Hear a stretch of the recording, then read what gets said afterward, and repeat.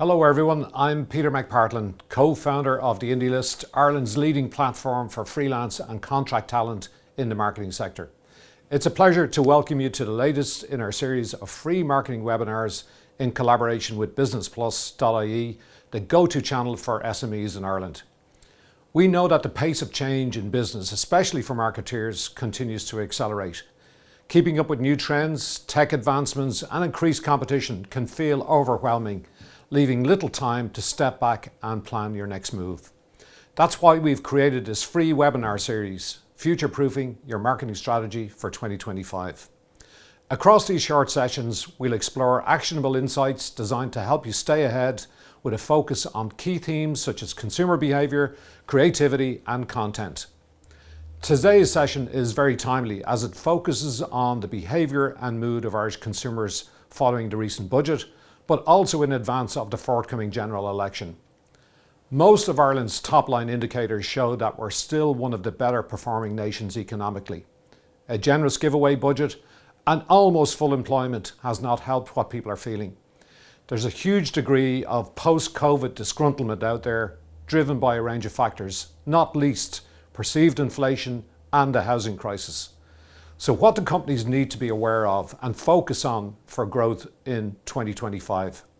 I'm delighted to welcome along one of the keenest observers of Irish consumer behaviour and economics, Gerard O'Neill.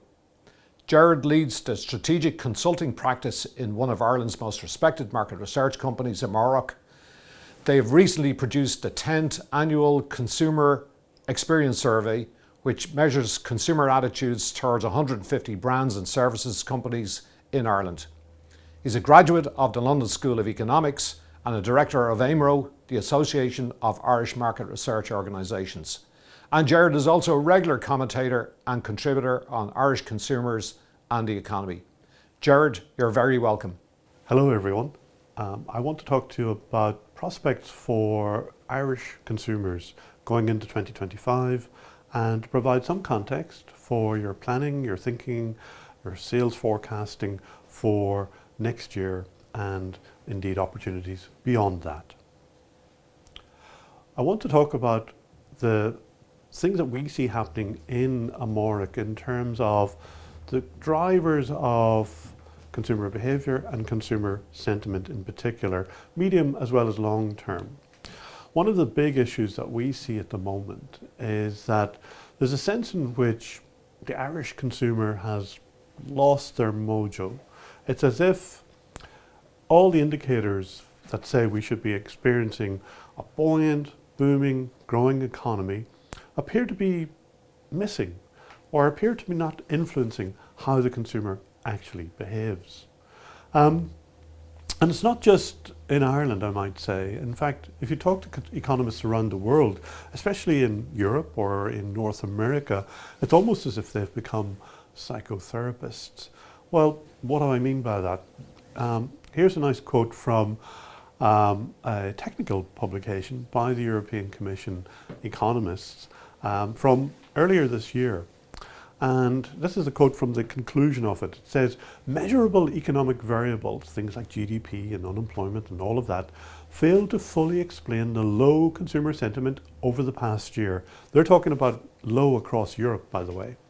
In other words, there is a disconnect between consumer sentiment and underlying economic fundamentals. In this sense, the question raised in the introduction to this particular paper concerning the existence of a vibe session in the euro area can be answered affirmatively.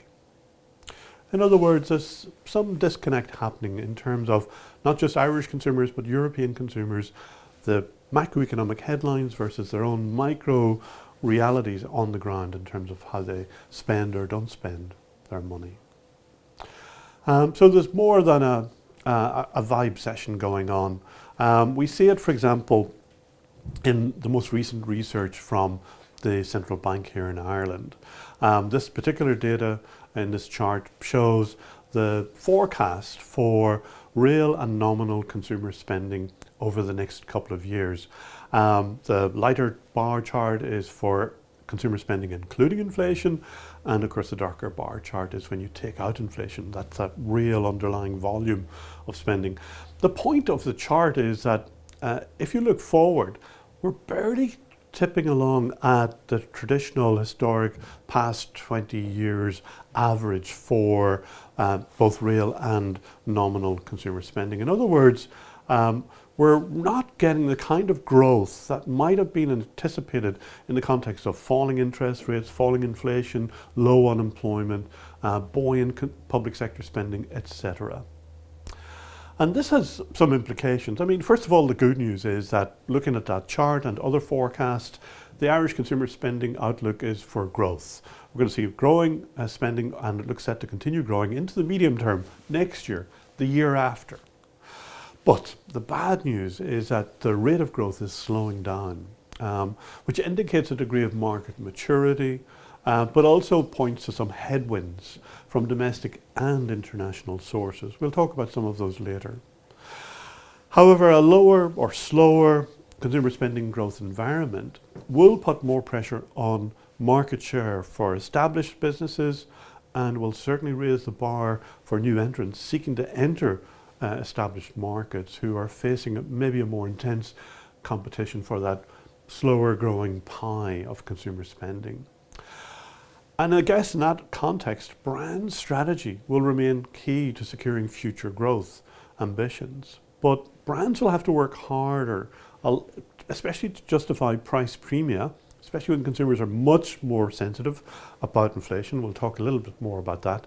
And to support innovations that unlock above trend growth. So that's the context for what we need to understand planning for 2025. But bring it right back to now, what's going on in terms of the consumer mood at the moment. The reality is that the cost of living crisis hasn't gone away.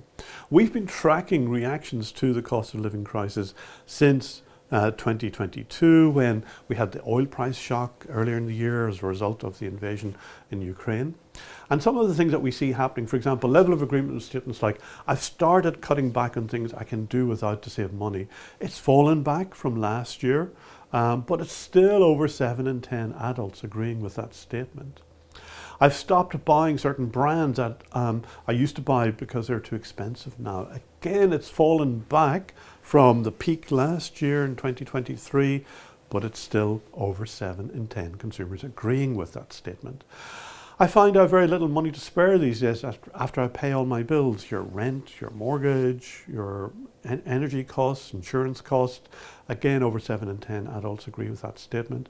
I don't go out as often as I would like because of costs. Again, nearly 3 in 4 adults agreeing with that statement. No wonder perhaps we're seeing our hospitality sector experiencing something of a crisis at the moment. The percent who say, I worry I won't be able to pay my basic necessities in the near future, it has fallen steadily in the past 2 years, but it's still over half of all adults agreeing with that statement. And one we added just last month, the level of agreement with, I do less shopping online than before because I can't afford it. 64% of adults, almost 2/3, agree with that statement.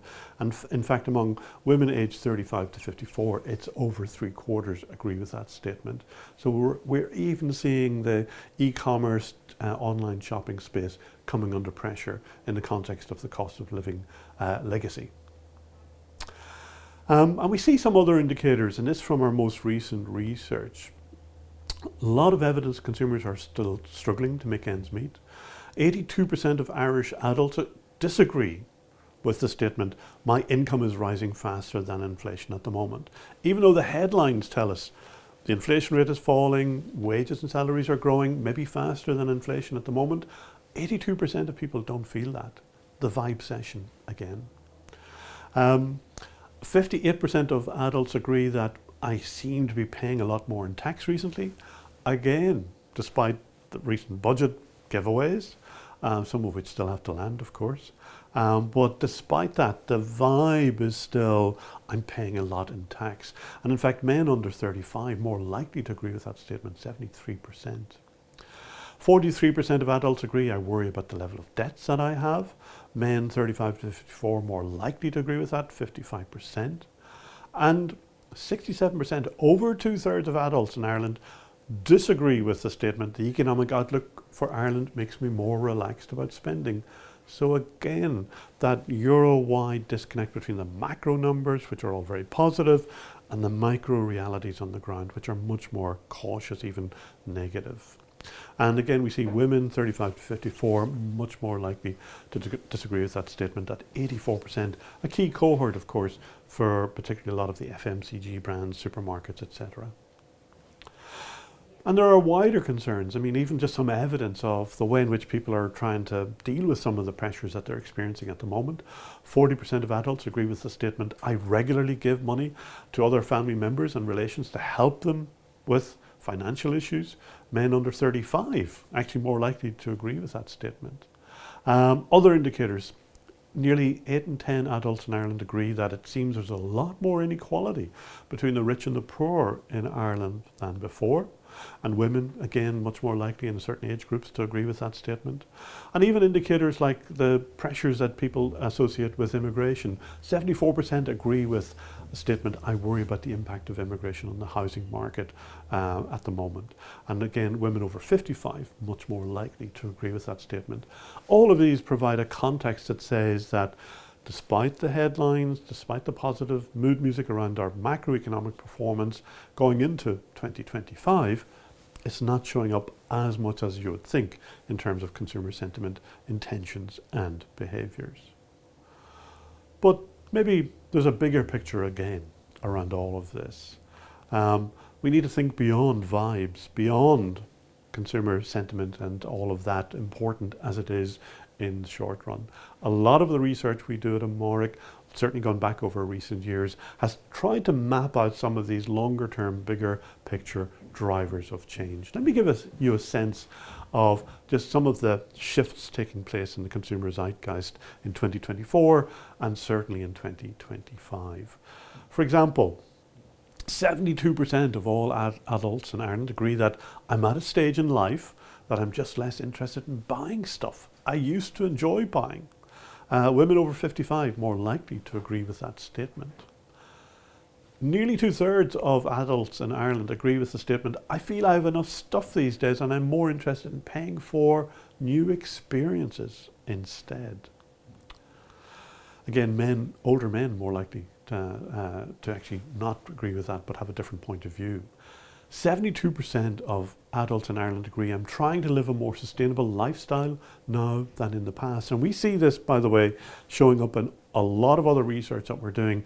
Sustainability, environmental concerns, response to climate change, consumer behaviour in response to all of these factors is deeply embedded now across the consumer spending landscape. And it's something that we can expect to see a lot more of in the future.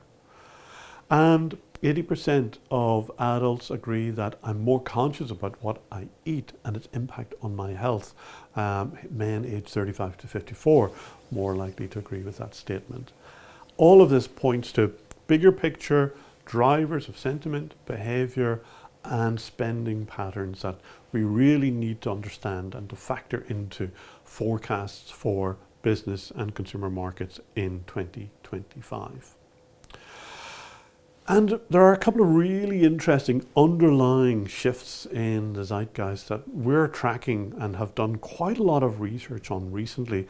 It's around sources of identity, and I think this is really important. It's really interesting, especially if your brand values are connecting with or intended to connect with aspects of people's identity, because our identity is so important to us in terms of setting the context for our priorities, and ultimately for our behaviour when it comes to shopping and spending and so on. Take, for example, the Irish language. 57% of adults agree I would like to improve my Irish in the future in 2024. That's something that's actually at the back of mind for a lot of people. 41% of adults in a survey we did earlier this year agree that I'd be more likely to buy products or services that use Irish in their marketing activities. In fact, a quarter of adults would be willing to pay more for products that had Irish language in their messaging and their branding. 73% of adults agree that the Irish language is important to our identity as a people, and just over half, 55%, agree I would welcome more advertising in the Irish language, which of course we're seeing a lot more of because of the Official Language Act and the implication it has for public sector spending. But it's reverberating throughout the consumer landscape now in terms of just these interesting shifts around attitudes to the Irish language, but I think a bigger picture interest in, for example, identity and belonging. And I think a lot of this is triggered in a very positive way. We hear this from young people who now live in a much more multicultural, multi-ethnic society in particular, and want to share their sense of identity and Irishness in some of the things that they're interested in, whether it's their leisure and lifestyle and music and learning and so on, or indeed in some of their shopping and other behaviours. And another big factor we need to be very mindful going into 2025, halfway through the 2020s, it's the context of demographic change. We will hit the 50-50 future by 2030, if not sooner. 5 years, just over 5 years' time, when half the adult population in Ireland will be aged 50 and over. Currently it's around 44%. In some parts of Europe, Italy for example, it's practically at the 50-50 future already, all of which has implications for marketers and for brands. Older consumers tend to be more settled in terms of their spending patterns and priorities. Their frequency of some purchases, clothing for example, sports equipment, cars, tend to be lower than young consumers, obviously. And besides the implications for public spending, pensions, healthcare, all of that, the implications for businesses are equally important. We're going to see a greater demand for experiences rather than product or stuff, less demand for products. And again, that's something that we're going to experience and see driving a lot of consumer change into the future. So we've talked about the vibe session and shorter term dynamics influencing the mood of the nation. We've talked about some of the wider term shifts in terms of values, priorities, and indeed demography as it impacts on consumer spending going into 2025. Let's wrap up some of it now in terms of maybe the bigger final context around the story we tell ourselves and our customers and our colleagues about where we are now and where we're going in 2025. One of the most interesting things we've seen in recent years that is a clear preference on the part of the general public and probably your customers for humanware over software or hardware. We're now in the 10th year of tracking the customer experience in Ireland. The most recent report quite recently showed exactly the point we're talking about here in terms of humanware versus hardware and software. The top 10 brands for customer experience in Ireland, if you look at them, they're all very much human-centric brands. Number one, the credit unions who've held that position in every year of the past 10 years that we've run the research, but also in the mix you can see retailers such as Dunn's. You can also see, of course, the pharmacies in there as well, on Post, Shannon Airport. All of this tells us that in 2024, going into 2025, consumers in Ireland want the human touch. They want people to interact with them. They get the benefits of digital for convenience and for speed and all of those good things, but they want more. They want the human interaction, humanware as part of the experience. And I love this quote from Dr. Martin Shaw, who specializes in storytelling. He says that in my whole life, no one has ever said to me, if there's one thing I just can't stand, it's a great story. Far from it. In fact, all marketers and brand owners know about the importance of story. And that's the reality that we face going into 2025.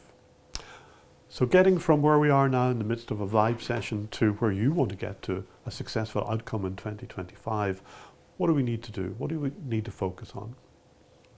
Well, certainly the vibe session points to bigger, more profound changes in the business landscape, and all businesses, and not all businesses and not all brands will survive the transition. The cost of living crisis and future inflationary risks will leave a lot less headroom for easy growth, particularly in terms of consumer spending. Businesses and brands that understand the importance of humanware, alongside all the other stuff you need to do in terms of digital channels, to the stories that tell their customers will thrive well beyond the vibe session.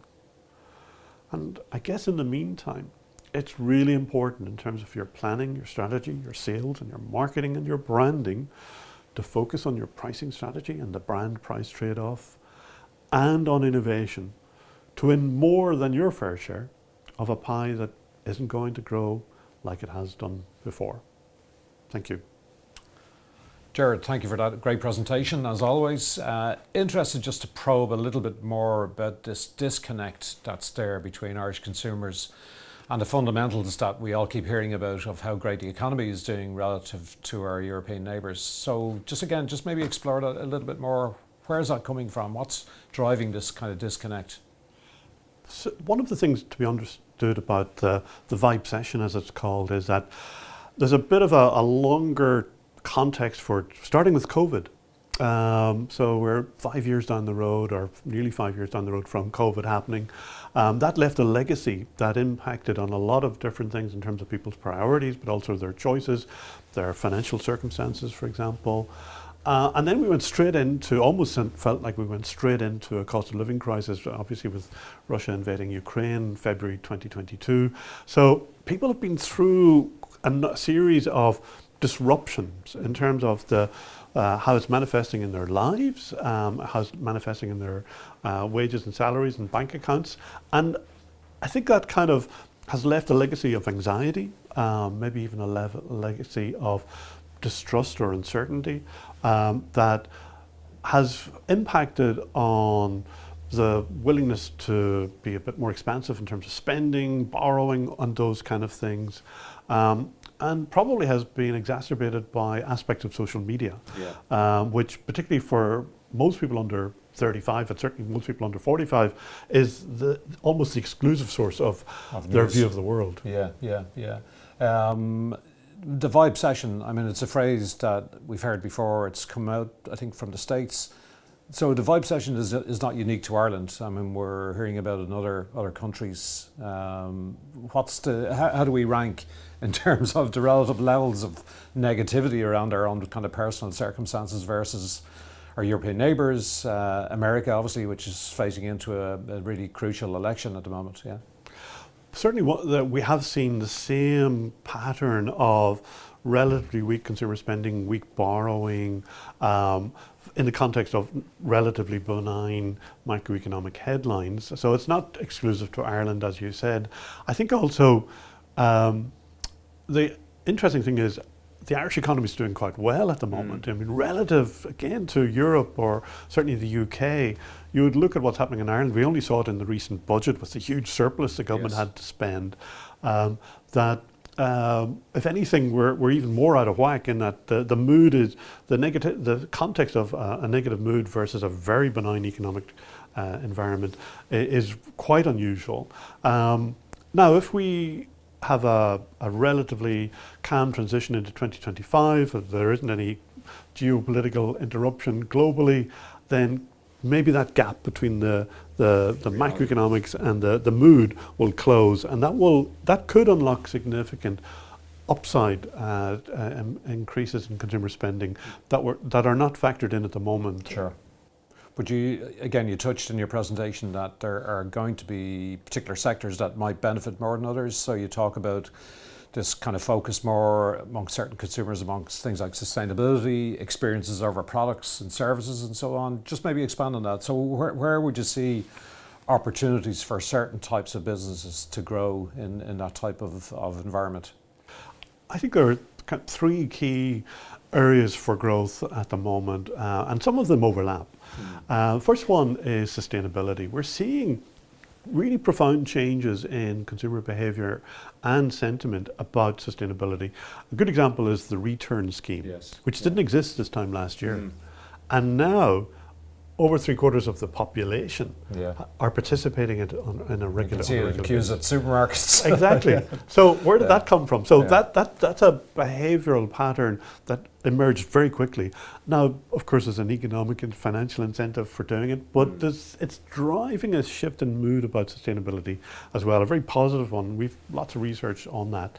So the sustainability space is, I think, still only at a relatively early stage of shaping patterns of spending, creating opportunities for new ways of spending, and probably a lot more integration between public policy ambitions and private sector participation and cooperation. So that's sustainability. The other one, though, not to lose sight of it, is health. We see it again in particular in terms of people's diets, eating habits, the influence of social media and influencers on people's lifestyle, whether it's physical activity, whether of course it's the food that they eat, the wider mental health, spiritual health, all of that stuff that's coming through more and more in terms of the wider health scene. And I think that's going to probably grab more than previous share of consumer spending going into 2025. And then the other one to mention is around hospitality. We talked about the experience economy. And yet if you look at the hospitality sector in Ireland, it's going through a really tough time. Yes. Hundreds of restaurants closing since the start of the year. Caught in a bit of a vice between rising costs and price-sensitive consumers who are coming out of a cost of living crisis. That may ameliorate going into 2025. The costs are now baked in. People may loosen their spending with their pockets and purses and wallets going into 2025, taking some pressure off. But the wider hospitality scene in terms of tourism, travel and so on is simply going to keep booming. And despite Dublin Airport's limits and the threats from various airlines as to what they will do in response, it may benefit other regional airports in Ireland, including Shannon, who are in the top 10 for customer experience. But people will still want to travel and want to go abroad to enjoy the experiences and the leisure, not just to do with climate or food, but also to make the money go further as well. Absolutely, yeah. Yeah, I mean, it's interesting now we're facing into an imminent general election.